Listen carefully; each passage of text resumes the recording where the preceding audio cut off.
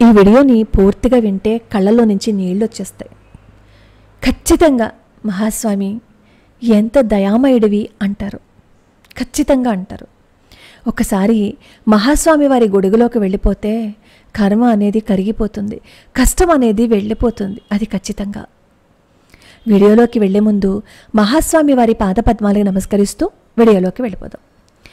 ఒకసారి మహాస్వామి వారు మధ్యాహ్నపు పూజ ముగించుకొని తీర్థప్రసాదాలు ఇచ్చే సమయంలో కుంభకోణం సమీపంలో ఉన్న మధ్యార్జున మహాలింగస్వామికి చైత్ర పౌర్ణమి రోజు 11 మంది ఘనపాఠ్యులతో ఏకాదశ రుద్రాభిషేకం చేయించి ప్రసాదం స్వామివారికి సమర్పించాలని ఒక సంపన్నుడైన భూస్వామి వేచి ఉంటారు. మహాలింగస్వామి ప్రసాదాన్ని కొత్త పట్టుగుడ్డలో చుట్టి తీసుకొస్తారనమాట. ఆ రోజు భక్తజన సమర్థం చాలా ఎక్కువగా ఉంది. ఈ భూస్వామి వంతు వచ్చింది. మహాస్వామి వారి యందు అమితమైన భక్తి ఉన్నవాడనమాట ఆ భూస్వామి. స్వామివారిని చూస్తూనే భక్తితో వణికిపోతూ సాష్టాంగ నమస్కారం చేశాడు. స్వామివారు కనిబొమ్మలెత్తి వారిని చూసి ఏమి సమాచారం అన్నారు.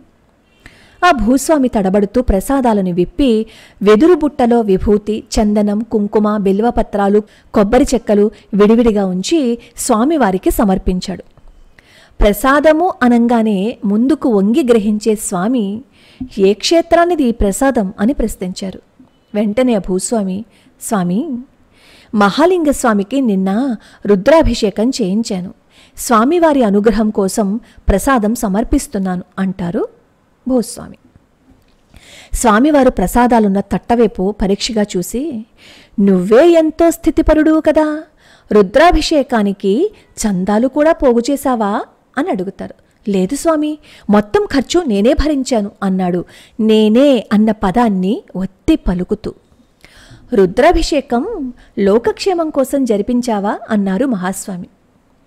లేదు, 2-3 సంవత్సరాలుగా పంటలు సరిగా పండటం లేదు. జ్యోతిష్యులు సైతం చైత్ర పౌర్ణమి రోజు అభిషేకం జరిపిస్తే ఫలసాయం ఈ సంవత్సరం బాగుంటుందని చెప్పారు, అందుకే చేయించాను అంటాడు ఆ భూస్వామి.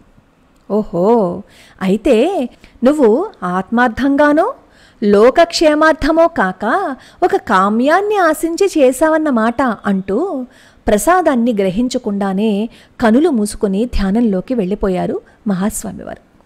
కొన్ని నిమిషాల తర్వాత కనులు తెరిచిన వారిని చూస్తే జరిగిందేదో అవగతమైనట్లు తెలుస్తోంది. సరే, ఎంతమంది వేద పండితులు వచ్చారు అంటారు మహాస్వామివారు. ఆ భూస్వామి చెప్తాడు, 11 మంది అంటాడు. నువ్వే నిర్వహించావు కదా, వాళ్ళెవరు, ఏ గ్రామానికి చెందినవారు అంటారు స్వామి. అక్కడున్న భక్తులకి స్వామివారు ఎందుకు అలా తరిచి తరిచి ప్రశ్నలు వేస్తున్నారో అర్థం కాలేదు. వెంటనే ఆ భూస్వామి కాగితం చూసి పేర్లు చెప్పటం మొదలుపెట్టాడు.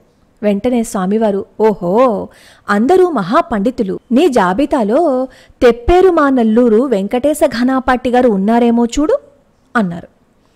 మీరాశిదారికి సంతోషం వేసిందనమాట. ఎందుకంటే స్వామివారు చెప్పిన ఘనపాటి గారు కూడా రుద్ర జపంలో పాల్గొన్నారు. భేష్ భేష్, మా వెంకటేశ ఘనాపాటి గారు కూడా ఉన్నారన్నమాట, మంచిది. ఆయన చాలా పెద్ద విద్వాంసులు, మంచి వేద పండితులు, పెద్దవారైపోయారు. రుద్రజపం ఎంతో కష్టం మీద చేసి ఉంటారు అంటూ స్వామివారు అంటుంటే వెంటనే ఆ భూస్వామి ఎంతో ఆనందం వచ్చేసిన వాడిలాగా, మీరు సరిగ్గా చెప్పారు స్వామి, ఎక్కువ భాగం ఆయన పారాయణం చేయకుండా కనులు మూసుకొని కూర్చుంటారు, దాని మూలంగా సంఖ్య తగ్గిపోతోంది, ఎందుకు పిలిచానా అని అనుకున్నాను అని అనంగానే స్వామివారి కళ్ళల్లో ఉవ్వెత్తన తీవ్రత కనిపించింది. మన దగ్గర ఏదో కొంచెం డబ్బుంది కదా అని ఎలా అయినా మాట్లాడవచ్చు అనుకోకు.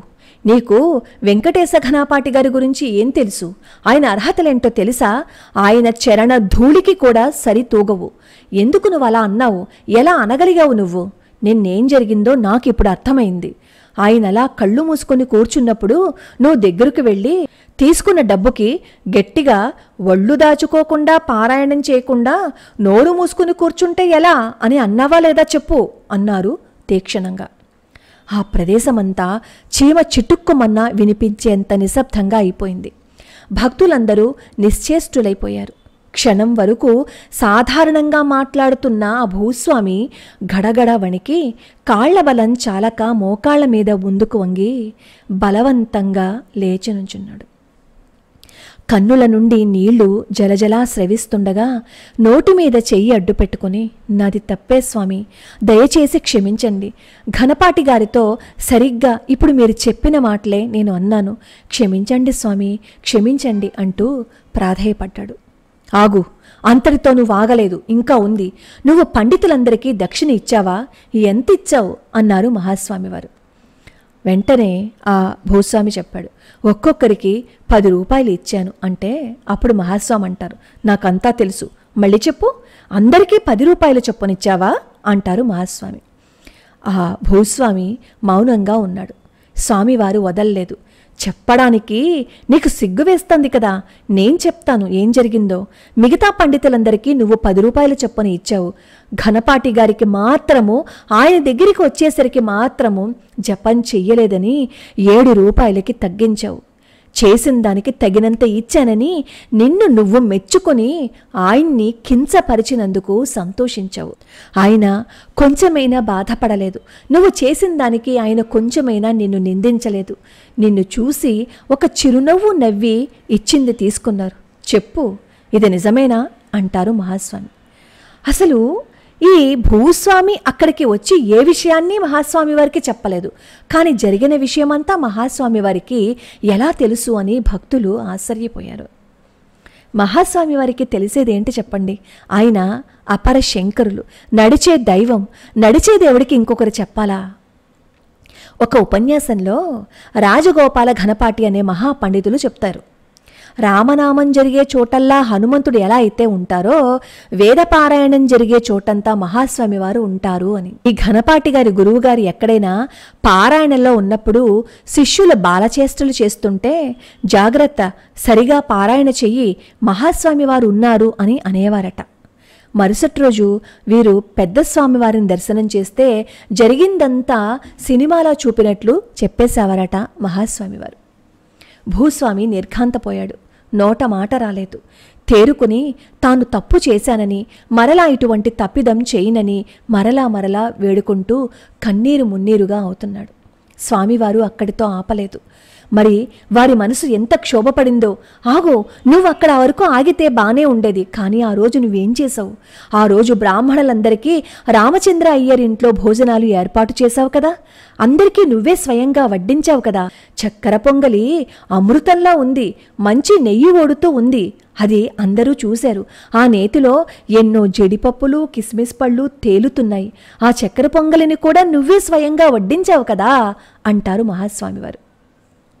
ఈసారి తాను చేసిన మంచి పనిని మహాస్వామివారు గుర్తించారేమో అనుకుని ఈ భూస్వామి, అవును స్వామి, నేనే వడ్డించాను, నేనే స్వయంగా వడ్డించాను అంటాడు.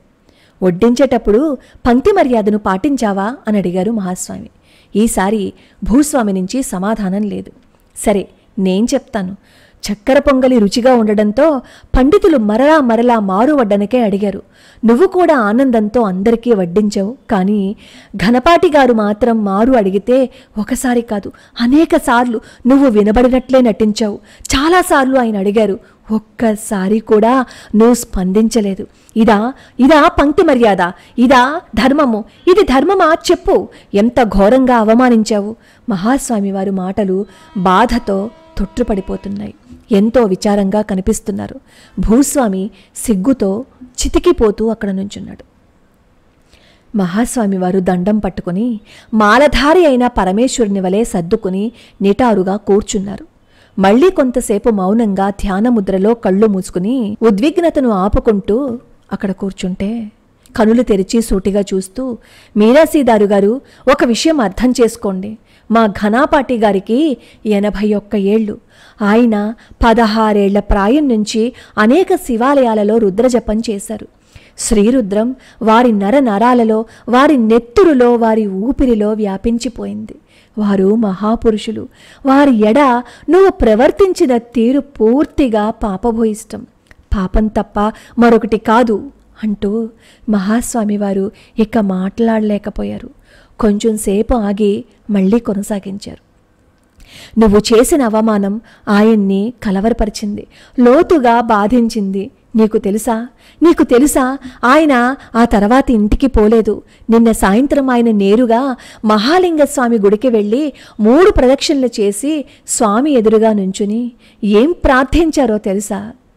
మహాస్వామి వారికి మాట్లాడడం కష్టమైపోతోంది. కొంచెం సేపు అయిన తర్వాత కొనసాగించారు.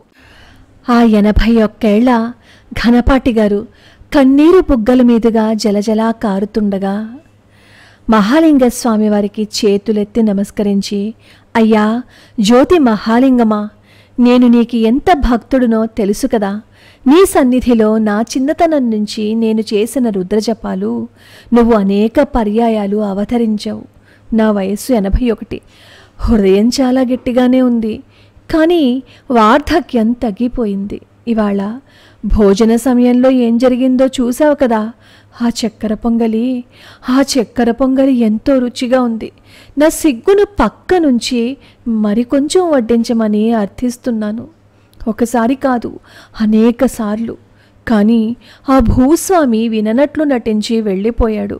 నీకు తెలుసు కదా నాకు చక్కెర పొంగలంటే ఎంతో ఇష్టమని. నేను అర్థించినా అతడు వడ్డించకపోవటం వల్ల నేనెంతో బాధపడ్డాను. కానీ స్వామి, తరువాత నాకు అనిపించింది, నాకు ఈ విధమైన చాపల్యం అది ఒక వంటకం మీద ఉండరాదని గుర్తించాను. అందుకే ఇప్పుడు నీ ముందు నుంచున్నాను. కాశీ వెళ్తే ఇష్టమైన పండు కూర వదిలిపెడతారని చెప్తారు కదా.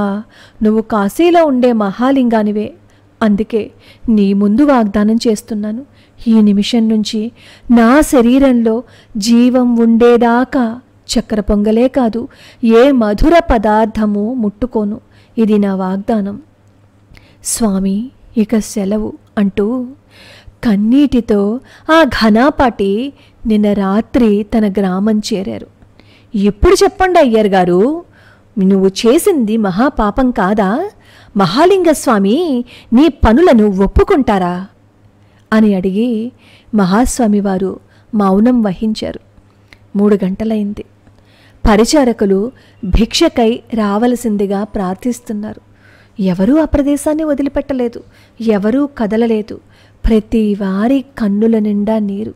అంతే కదా, 81 సంవత్సరాల వయస్సులో ఆ మనిషి పాపం ఆ చక్కెర పొంగలు తిందామని నోరు తెరిచి అడిగితే, పూజలు వ్రతాలు హోమాలు యాగాలు అన్నీ చేసుకుంటున్నాము అనుకున్న అతను కనీసం ఆ వేద పండితుణ్ణి గుర్తించకపోగా, అవమానించి పట్టించుకోకపోగా ఎంత నిర్దయగా ప్రవర్తించాడో.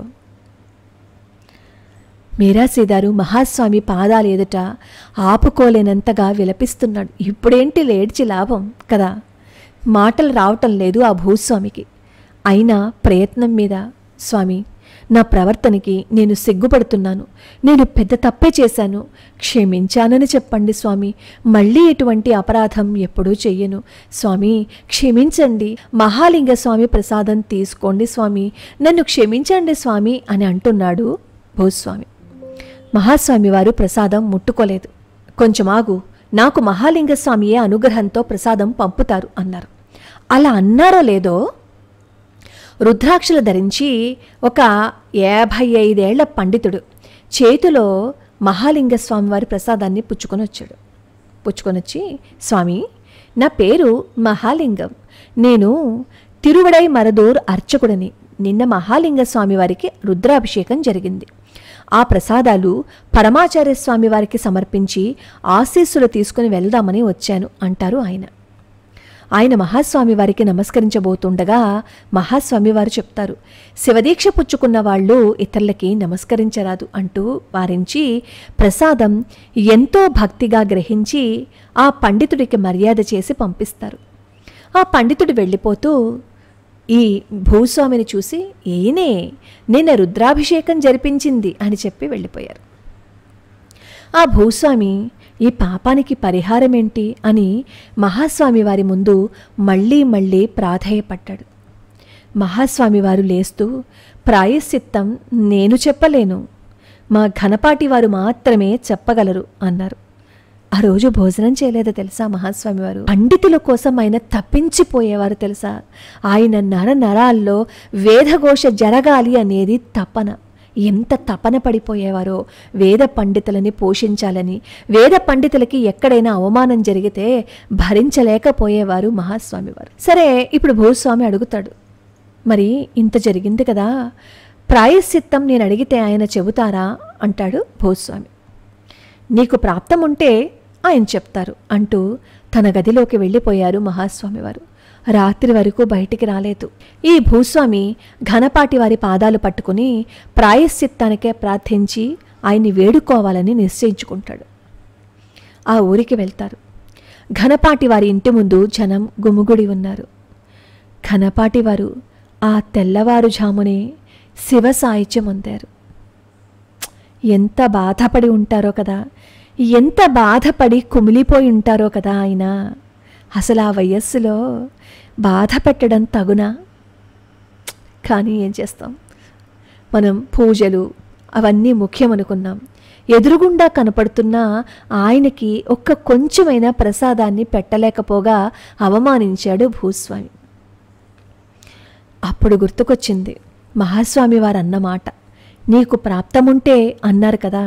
అంటే మహాస్వామి వారికి అప్పుడే తెలిసిపోయింది కదా ఈ ఘనపాటి వారు ఉండరు అని. తను మహాపాపి అనుకుంటూ ఘనపాటి వారి పార్థివ దేహానికి నమస్కరించి ఇంటికి వెళ్ళిపోయాడు. వేద పండితులకి మనం ఇవ్వవలసిన మర్యాద ఎటువంటిదో మహాస్వామి వారు అనేక సందర్భాలలో తెలియజేశారు. మరి అపరాధం చేశాడు కదా భూస్వామి. భూస్వామికి మహాస్వామి వారంటే ప్రాణం. అయినా సరే తనంటే ప్రాణం కదా అని ఎంతో కరుణామూర్తి అయిన మహాస్వామి వారు భూస్వామిని వదిలివేయలేదు. ప్రాయశ్చిత్తం చేసుకోమని చెప్పారు. అప్పుడు భూస్వామి శ్రీవారి ఆదేశం మేరకు ప్రాయశ్చిత్తంగా కాశీవాసం చేసి కాశీలో ముక్తిని పొందాడు. నేను పదే పదే చెప్తుంటాను, ఎందుకో తెలుసా, ఏంటో తెలుసా, వేదాన్ని సంరక్షించాలని, వేదాన్ని పోషించాలని, వేద పండితులని మనం సంరక్షించుకోవాలి, పోషించుకోవాలి, వేద సభలు జరగాలి, వేద ఘోష జరగాలి అని. మహాస్వామి వారు ఎందుకు తపన పడిపోయేవారో తెలుసా, వేద ఘోష జరిగితే లోక కళ్యాణం జరుగుతుందని.